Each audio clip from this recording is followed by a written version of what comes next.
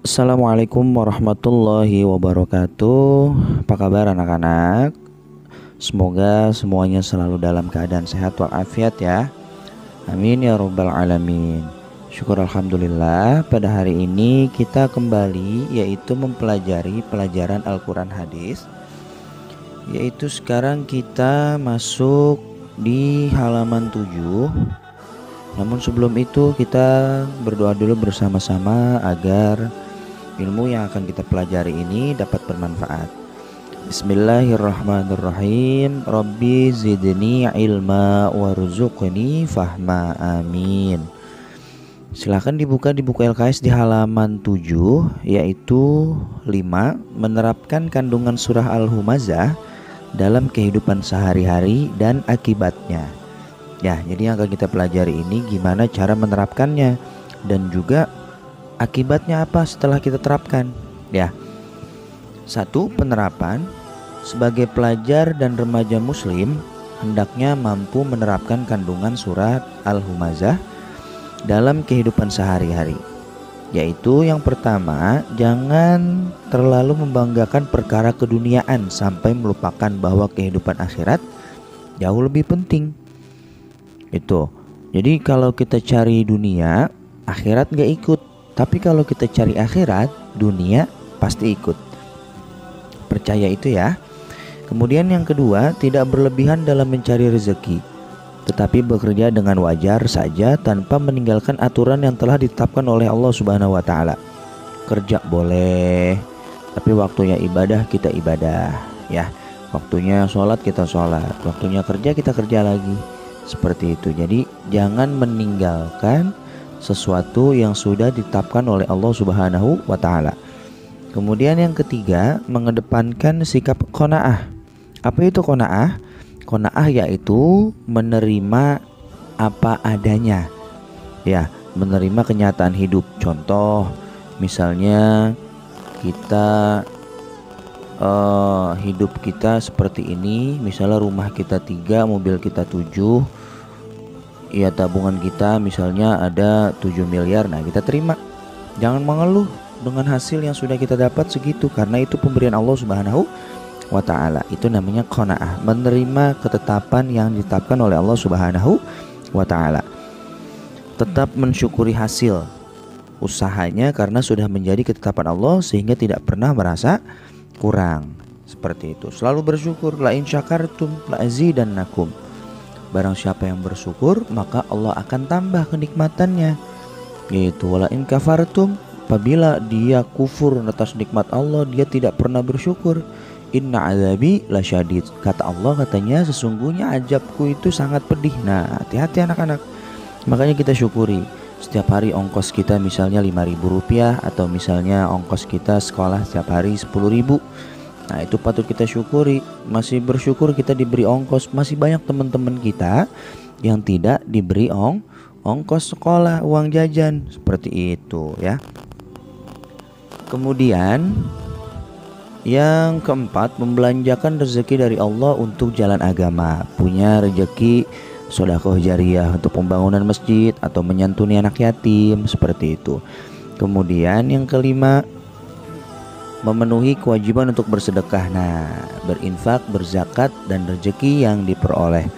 Nah, ini berzakat ini salah satu kewajiban kita, yaitu setiap setahun sekali ya, berzakat. Kemudian apa? Bersedekah, berinfak. Nah, itu kalau kita punya uang kita kasih ya, kita sedekah, kita infak. Kemudian yang keenam, selalu mengevaluasi diri bahwa sebenarnya banyak orang yang di bawah kita. Nah, perkara dunia kita lihatnya ke bawah ya. Perkara dunia kita lihatnya ke bawah, jangan ke atas. Contoh misalnya seperti ini. Alhamdulillah ya, saya punya motor daripada teman saya masih naik sepeda gitu. Alhamdulillah ya, saya masih punya sepeda daripada teman saya sekolahnya jalan kaki gitu. Alhamdulillah ya, kita masih jalan kaki lah, teman kita ada yang nggak bisa jalan. Nauzubillahi min dzalik gitu. Nah, maka setiap perkara dunia kita melihatnya ke bawah, tapi perkara akhirat kita lihatnya ke atas. Contoh, ada teman kita yang sholatnya rajin sholat sunnahnya rajin, puasa sunnahnya rajin, ibadahnya rajin, baca sholawatnya rajin, maka kita jangan mau kalah. Kita harus lebih rajin lagi. Ada teman kita yang ranking 3, kita masih ranking 17 misalnya. Nah, kita jangan mau kalah, paling tidak kita mendekati, yaitu atau masuk dalam 10 besar. Nah, seperti itu anak-anak ya. Kemudian yang ke-7, lebih dermawan atau tidak bakhil terhadap harta yang telah diberikan oleh Allah kepada kita. Dermawan tuh, balik lagi ke tadi, ke poin yang nomor 5, yaitu bersedekah. Jangan pelit kalau kita punya harta lebih. Kemudian dampak positifnya apa setelah kita mengamalkan itu semua? Nah, dampak positif apabila sikap tamak dapat dihindari, akan diperoleh beberapa kebaikan. Antara lain yaitu yang pertama, mendapat kemuliaan dari Allah Subhanahu wa taala dan terpuji dalam pandangan manusia. Wah, dia ini orangnya baik. Dia ini orangnya soleh. Seperti itu. Orang kalau misalnya sering berbuat baik, sering beramal, sering dermawan, ketika dia melakukan suatu kezaliman, suatu keburukan, maka yang orang lain pandang itu tidak percaya. Karena kenapa?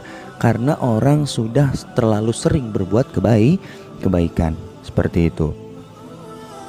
Tapi kalau orang sering maksiat, sering berbohong, ketika dia berkata jujur, orang tidak percaya. Kenapa? Karena kebiasaannya dia selalu berbohong. Kemudian yang B, diterima dalam pergaulan di semua kalangan. Yang ketiga, hidup menjadi tenang karena tidak pernah merasa kurang atas rezeki yang Allah Subhanahu wa taala limpahkan kepadanya. Itu kemudian diberi ketenangan hati ya. Banyak uang, kemudian diberi ketenangan hati. Masya Allah, nikmat banget itu hidup seperti itu. Kemudian yang keempat, tidak mudah tergiur pada kemewahan dunia yang cenderung melalaikan. Apa saja? Banyak. Itu contoh game-game PlayStation, Mobile Legend, Free Fire, punya handphone yang bagus, gadget yang bagus, smartphone. Nah, itu kan dapat melalaikan kita. Boleh, tapi jangan terlalu berlebihan. Kemudian yang kelima, mendapatkan pahala dari Allah karena meninggalkan larangannya. Yang keenam, terbebas dari ancaman siksa neraka. Kemudian yang ketiga, perilaku hidup orang yang bermewah-mewahan dan menimbun harta. Ciri-ciri orang yang bermewah-mewahan dan menimbun harta antara lain yaitu mencintai perkara dunia secara berlebihan. Hubbud dunya wa karahiyatul maut. Cinta sama dunia, takut sama mati. Seperti itu. Ketika orang sudah cinta dunia, dia takut mati nih. Ketika nanti mati, nanti hartanya siapa yang ngurusin ya? Nanti hartanya buat siapa ya? Enak banget dong, harta aku boleh aku nyari susah-susah nanti buat orang lain. Nah, maka dia takut mati. Seperti itu. Lebih cenderung ketika orang yang suka menimbun harta dan suka bermewah-mewahan dalam hidupnya. Kemudian yang kedua, cenderung pada bakhil, kikir, pelit, apalagi buntut gasiran. Banyak deh ya, banyak istilah-istilah orang yang pelit. Nah, itu cenderung orang menjadi pelit ketika dia suka menimbun harta. Kemudian yang ketiga, lalai terhadap ketundukan dan ketaatan kepada perintah Allah Subhanahu wa taala. Sholat ditinggalkan, ibadah ditinggalkan, puasa tidak pernah dari rumah puasa. Ketika keluar rumah dia minum es. Nah, itu hati-hati. Maka dikit lagi kita mau menyambut bulan puasa, kita siapkan bekal kita, keimanan dan ketakwaan kita kepada Allah Subhanahu wa taala. Kemudian yang keempat, kebiasaan mengumpat, mencela dan menghina atau merendahkan orang lain. Nah, ini ada juga di kandungan surah Al-Humazah, yaitu surat yang pertama. Ya, ini balasannya yaitu ancamannya bencana serta siksa yang dahsyat. Nah, hati-hati ya. Nah, di sini juga yang terakhir yaitu ada rangkuman. Nah, ini rangkuman silakan dibaca. Ini rangkuman daripada surat Al-Humazah. Kemudian anak-anak, untuk tugas Al-Quran hadis, setelah kemarin diberikan tugas membuat kaligrafi surah Al-Qadar menggunakan spidol atau krayon di kertas HVS, sekarang kalian kerjakan yaitu halaman 10 LKS sampai halaman 14 ya. halaman 10 sampai halaman 14. Nanti tidak usah dikirim dulu ke Bapak, nanti Bapak kirim koreksiannya. Setelah kalian koreksi, nanti kalian tahu betul dan salahnya di mana, baru kalian setorkan hasilnya ke Bapak, ya. Seperti itu. Terima kasih banyak anak-anak. Semoga kita dapat mengamalkannya dan selalu dalam lindungan Allah Subhanahu wa ta'ala. Ya, assalamualaikum warahmatullahi wabarakatuh.